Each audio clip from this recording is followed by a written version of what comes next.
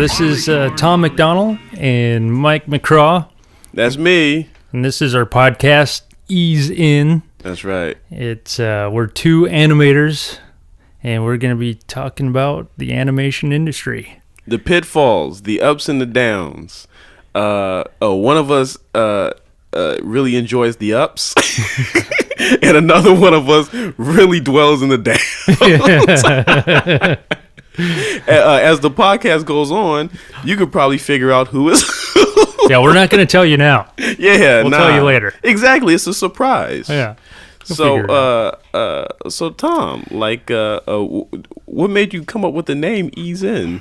Ease In. Tell the whole background of the name Ease In. I will. Should I define what Ease In means? Oh, please do. Please do. So Ease In is an animation term, meaning when you have an action, you animate the action. You don't just do even timing of each drawing. You ease in, which is making it slow in the beginning and then it gets faster. Or you can ease out, which is fast in the beginning, slow at the end. Okay. And then, so I came up with the idea because we were talking about what the podcast is going to be about, and it's mainly the industry and the ups and downs of it. And then I got the idea. I was trying to think animation terms. At first, I was thinking like smear cushion. Smear cushion. But that seemed just a little too nasty. Yeah, man, like everything. Well, let's talk about Ease In, because when you hit me with Ease In, originally it was Ease In, Ease Out. No, it was Easy In, Easy Out. Easy In, Ease Out. Yeah, I was like playing on it. Yeah, man, that's because that seems real, you know. I don't want to say what that sounds real. It sounds real Bill Cosby. You're just going to ease in and ease out like that. And on top of that, I feel like that didn't really reflect what this animation industry really is. There is no easy ins, and there really are no easy outs. I've been trying to get out for the past 5 years. And it keeps bringing me back in with money.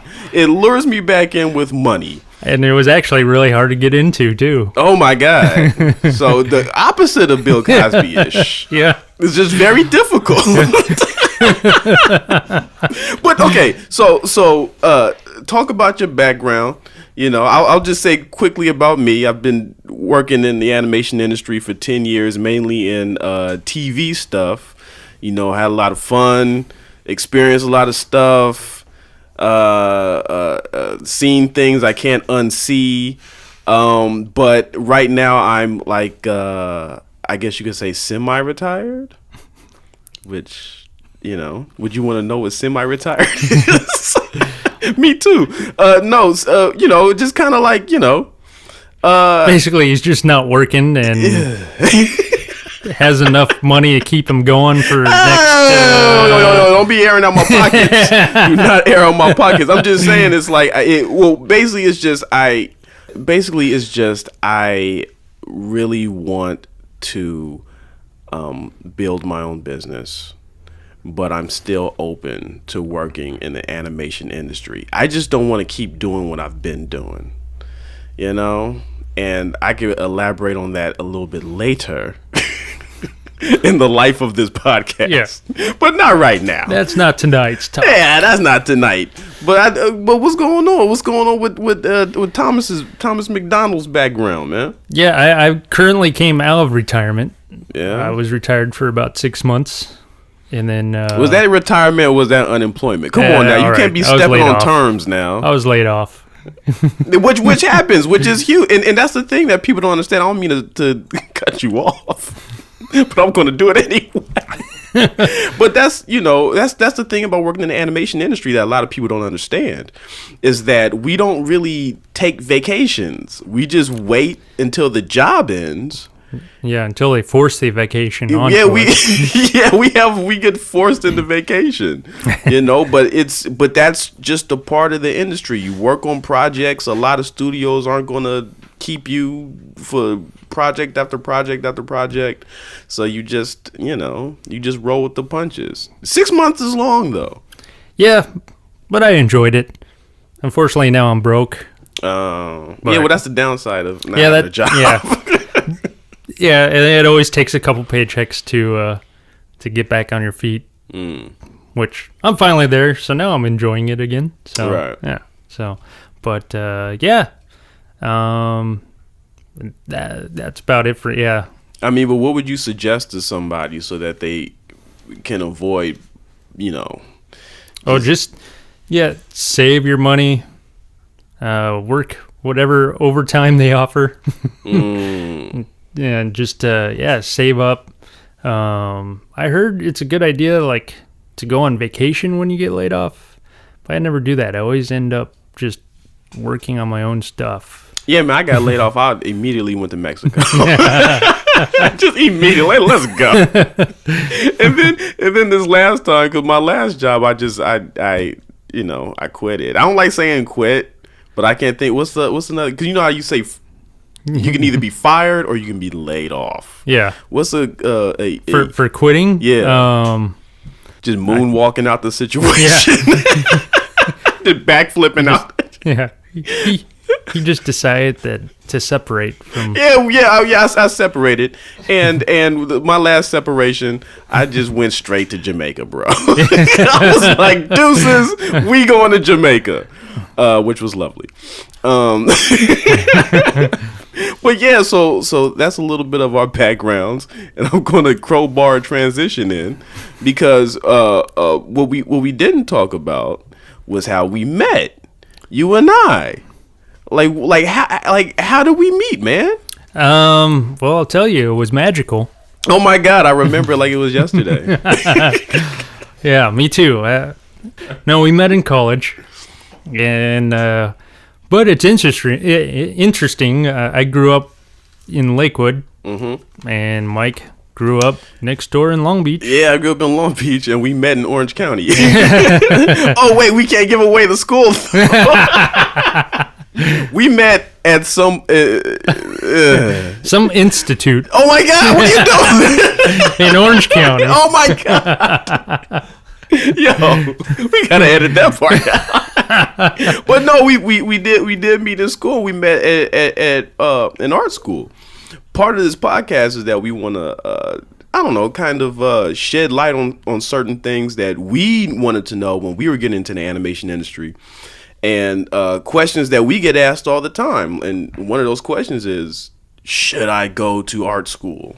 Like, if a kid ran up to you, Thomas McDonnell, just getting off of your 6-month retirement,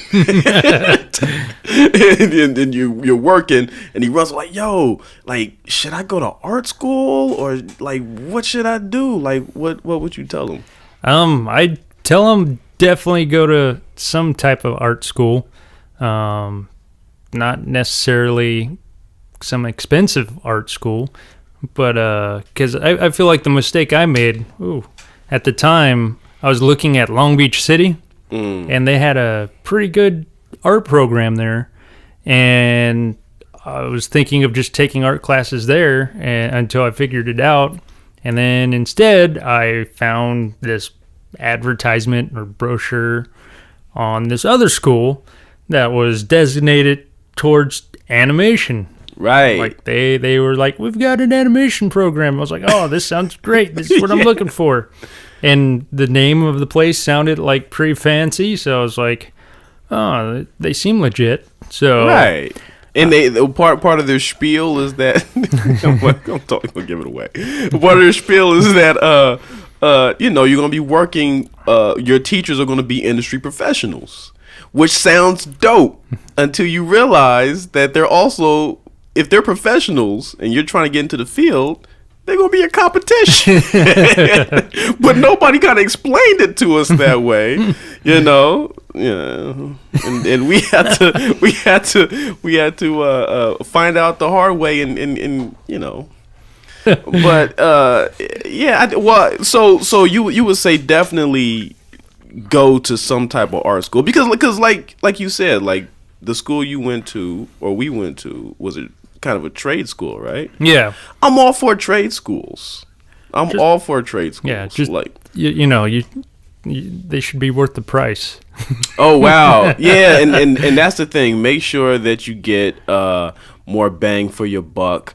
Honestly, if somebody came up to me and was like, "Yo, should I go to art school to freaking